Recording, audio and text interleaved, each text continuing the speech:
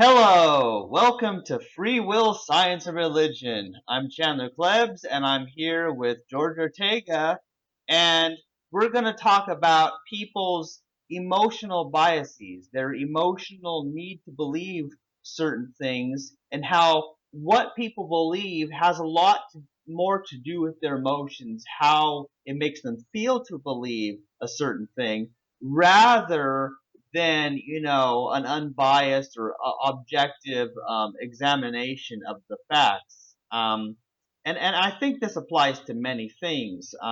It applies to all sorts of religious belief. It applies to people's resistance to certain new scientific discoveries. But the free will belief, no subject can it possibly apply more to, because a lot of people are raised with the idea that, your choices are what make you who you are. That, and so they get into this thinking that, well, if I'm not in control of my life and that my choices, I'm not, that I can't take credit for that, then they're like, well, what's the point of life?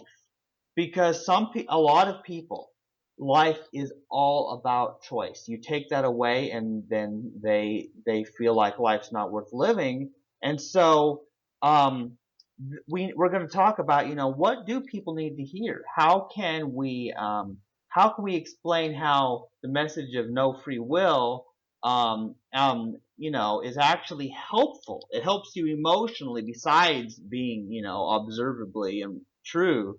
um, because I think, yeah, this is a big problem for a lot of people. Um, and one thing is, there's some people who say, well, since those people get their meaning out of that we should just let them believe in free will. Some people might say that, but there's one little problem.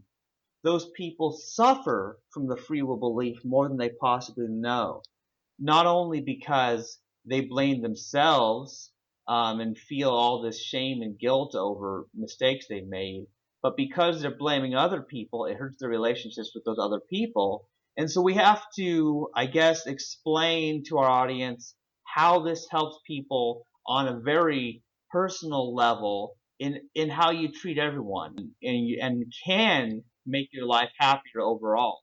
All right, so yeah, let's start off with the idea of self identity. People have been conditioned, raised to believe that they, of their own free will, choose what they choose, and they like that sense of control. So, like, one message I think we can try to deliver to them that might help them overcome this lack of control, this truth based lack of control, is to kind of like for theists, it's a bit easier in a certain sense, but it gets into complications we actually spoke about in the last episode. But for theists, we could say to these people, well, like, you don't manifest your will, you manifest God's will. In other words, like, for example, if somebody was called up someday, like, um, and asked by President Obama to, like, listen, I want you to do this, and then, I want you to do that and that, that person would probably feel like they had more meaning during that day than other days when they're like basically just doing whatever they want. So now, like, imagine like they're believing that they're actually doing what God wants. Again, like, the problem with that, of course, is then like that would lead to people like saying to themselves, well, wait a minute, that means I have to blame God for my evil. And again, we need to address that. But I think in general, in the sense of like basic control and identity, if we explain to theists that they're doing God's will, I think that might be palatable to them. Yeah, for some of them that might work, because I guess some of them might say, well, yeah, I'm doing God's will, and they may have a belief that God is good, and that everything will work out eventually somehow, that there's a greater good or purpose behind it. And for some people that seems to work. It makes them feel better. I mean, I don't really find that too satisfying, obviously. But then again, I don't believe in God either. So, but we've got to find something that helps people, where they have something else, you might say, to ground their life's purpose in. Because a lot of people, they need to feel like there's a certain meaning or purpose to their life. I guess we're getting into the deep psychology of the meaning of life and what makes life valuable. I think that's a necessary step for it. Not, not completely listening to something that you're making life about. That's so, yeah, we need a solution to this problem. All right, so essentially, we basically, you're right. So, like, for people that are not theists, who don't believe in God, who believe in science, then I think, yes, I think we have a respect for nature. I think we have a respect for the universe. That the universe, like, basically has these laws of motion, these physical laws, and there's an awesomeness to the universe. So, we're, in this sense, then we'd be replacing God with the universe. We're no longer doing our will as insignificant little people on a little planet, in one of billions of galaxies. In a more general, accurate sense, we're doing the will of the universe. That might resonate well with people. Yeah, I think in a sense that totally could. Now, like, for me, I think of myself as just part of this big puzzle of the universe and that I'm one form of life just like every other animal and even the plants, that grows and changes and adapts, evolves, And I think that's cool. I mean, I find this whole worldview very appealing and it's cool. So with me, I feel like I found meaning in the universe and the experience of life, and there's plenty to enjoy, even while I realize that I'm not the first causer of things, but basically this is a movie or a puppet show, and we call it life. It's the most amazing thing ever. So what I hope that everyone else, comes to see it that way or finds something else that makes them happy with their life, without having to lie to themselves that there's some kind of first causer who pulls decisions out of nothing. There's got to be a way. So I think we have some ways. Some people um, find their meaning in their belief in God. They're doing the will of God. Some people, well, they just feel at one with the universe, and they're doing the will of the universe, and so for them that appeals. I think that you and I are more that sort of people. Um, but any other ideas that might help? Well, another thing, so basically we've addressed identity or self-identity. I think let's go to what you mentioned before. In other words, like meaning. People feel that without free will, the life has, no meaning. And I mean, like that doesn't make sense for two very important points. One is that fine, we don't have free will, but life is still amazing and awesome and very mysterious because we never know what's going to happen. We might know that what happens, in the future is caused, but not knowing what's going to happen tomorrow and the next month and the next year, I think keeps us very, very interested in our life. And the other part relates to, like, for example, many of us have seen the same movie, like It's a Wonderful Life. Some people have seen that a dozen times, and they know what's going to happen, and they know that, like, they're not in control of anything that happens in that movie, yet they enjoy that movie thoroughly. So they can apply that same perspective to our lives and the lives of the people around them.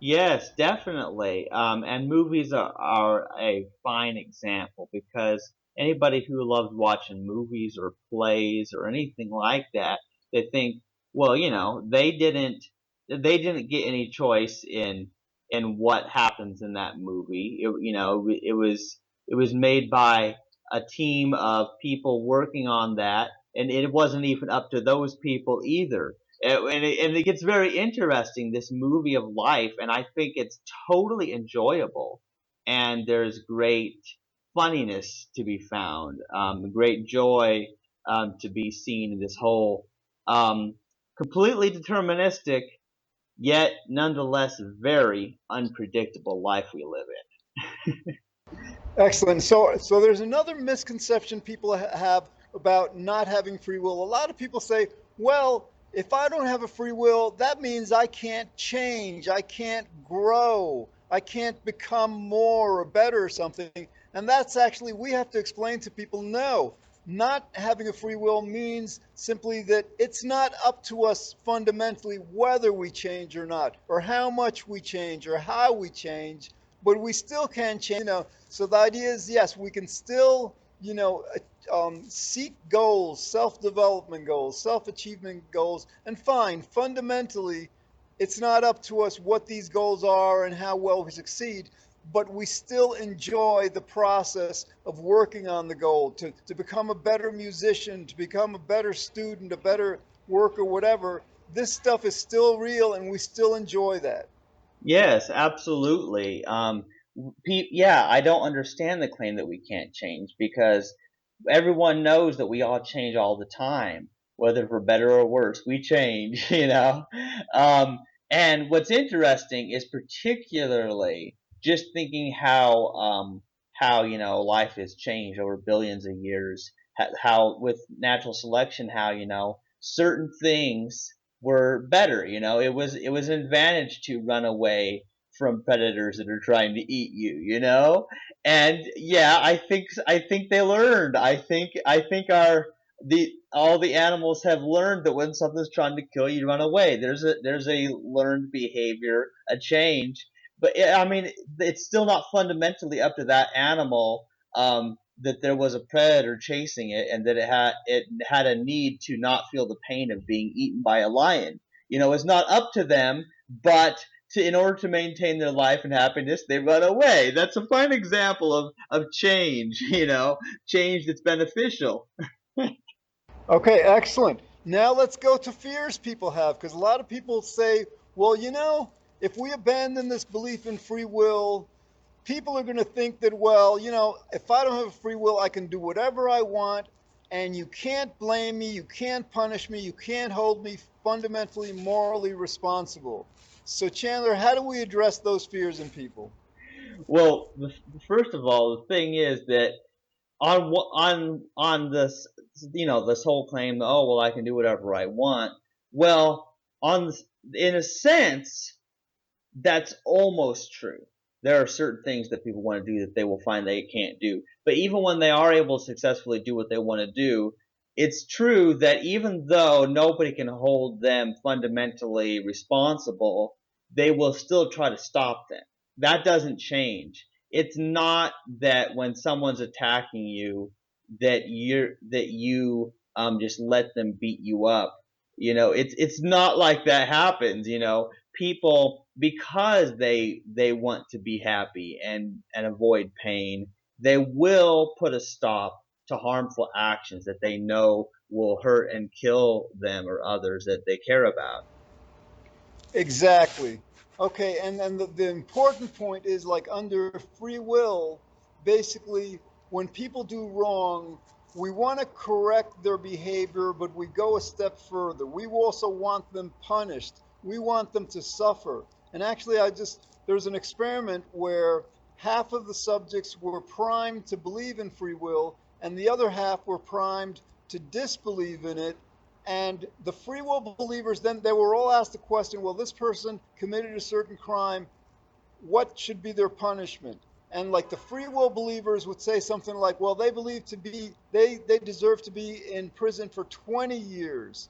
The disbelief in free will half subjects actually have that sentence. Ordinarily, they were far more compassionate and understanding. In other words, they were basing their ideas about punishment on, well, what's necessary to rehabilitate or reform these people? What's necessary to have a deterrence toward other people not doing the same thing? So it was reason based instead of revenge and hate and retribution based.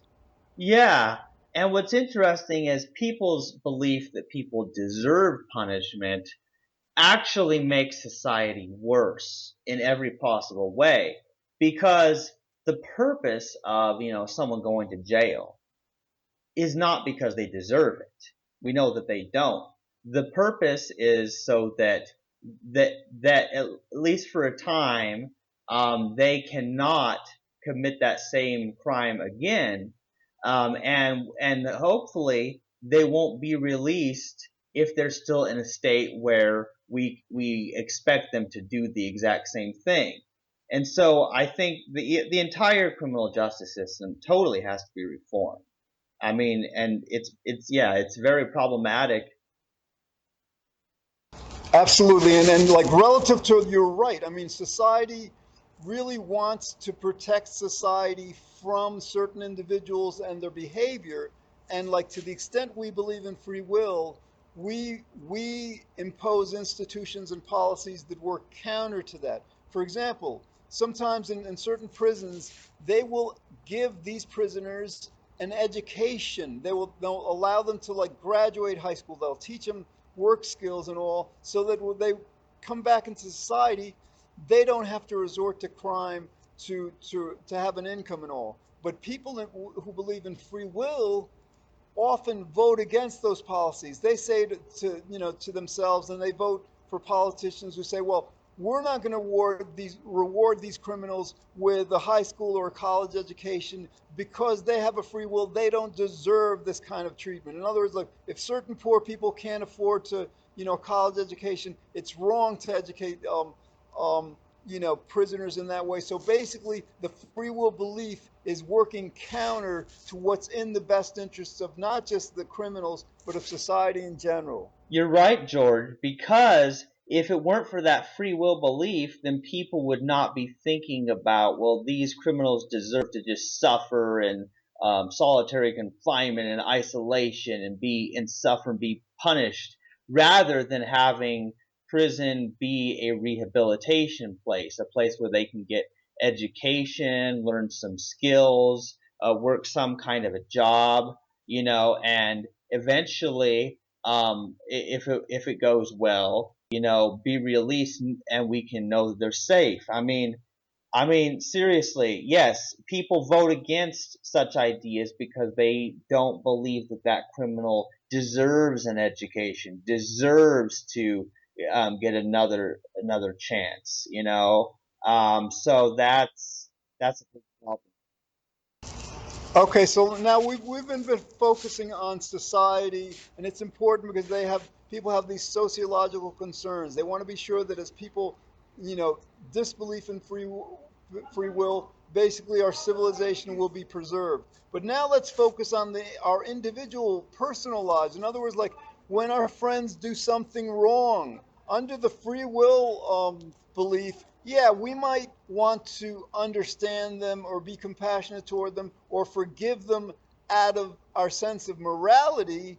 But, there's a part of us that says, well, they did something wrong to me. So emotionally, we react to them with retribution.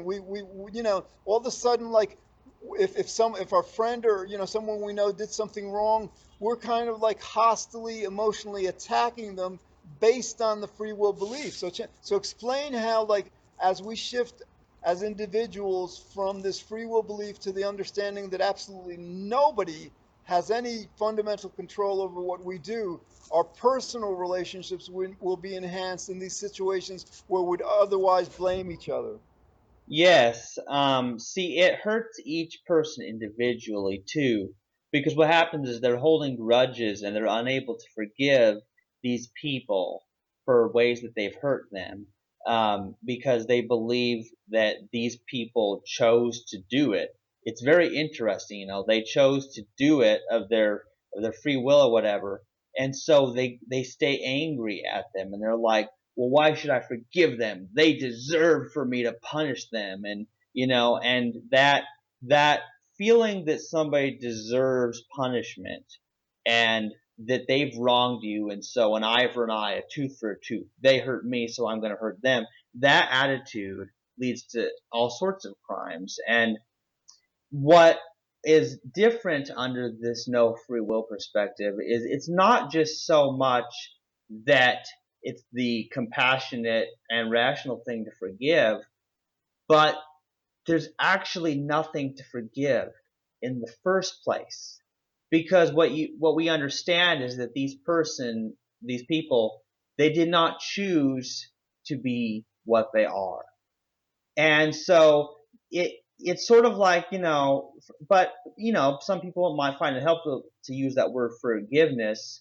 It doesn't mean that if somebody is still harmful and you can't restore a relationship with them, that you have to keep staying around them. You may want to separate yourself from these people, but you will no longer be hurt.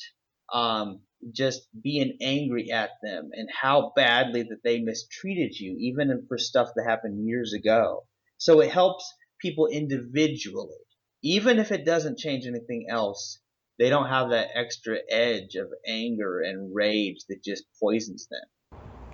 Chandler, you made some excellent points. Let's start out with like essentially, you know, first of all, there's nothing to forgive. In other words, like if somebody implanted an electrode in my brain or something, some scientist, and made me do something wrong, somebody who knew about it and saw it and understood it, they couldn't, they would not blame me, so that basically if I did something wrong, they wouldn't have to forgive me, give me, because like again, like it would be the cause of the whoever did it, or the electrode and all. So but that's the first part. The second part is that like under the free will paradigm, yes, we are blameworthy and we forgive, but we forgive out of goodness. In other words, like it's forgiveness is the moral thing to do, whereas like to the extent that we understand we don't have a free will and others don't have a free will, all of a sudden not blaming them becomes the rational thing to do. In other words, we don't have to rely on morality.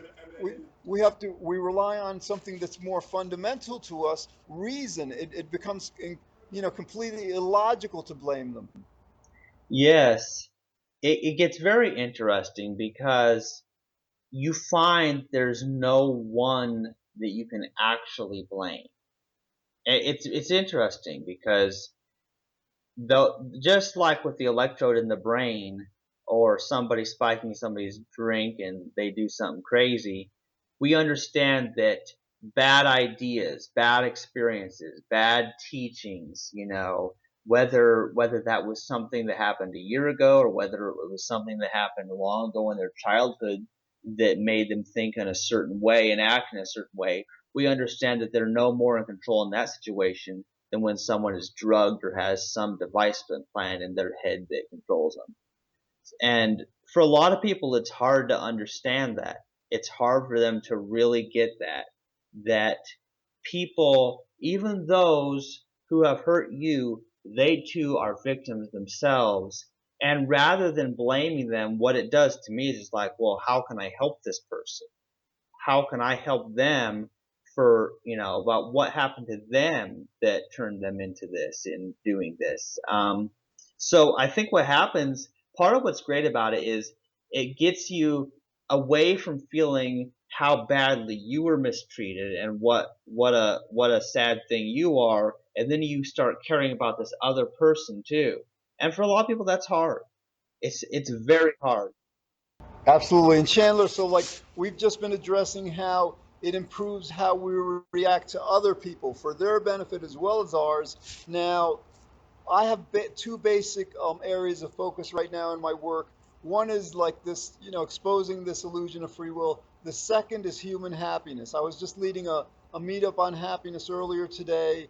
I lead a lot of groups on happiness every month, about 10 of them. And so, like, the idea is like what they've discovered in happiness research is that self esteem is a very, very important personality trait to have in order to be happy. But see, with the free will belief, what happens is like other people do things wrong, we blame them and we think less of them. But when we do wrong, then we turn that blame toward ourselves, and we actually, we punish ourselves, and our self-esteem diminishes. So again, like to the extent that we overcome the belief in free will, when we find that the universe or God or however we want to describe it has made us do something wrong, fine, we'll say to ourselves, yeah, it's unfortunate that that happened, and hopefully will be compelled by the universe to vow to try to correct ourselves to be better in the future. But we won't blame ourselves. We won't hold ourselves fundamentally responsible for our own wrongdoing, and as a result, our self-esteem and self-identity will be preserved. We'll think good of ourselves. Yes, it helps such a amazing amount because in people's quest about forgiving people, they don't want to forget forgiving themselves and not blaming themselves for their past mistakes too.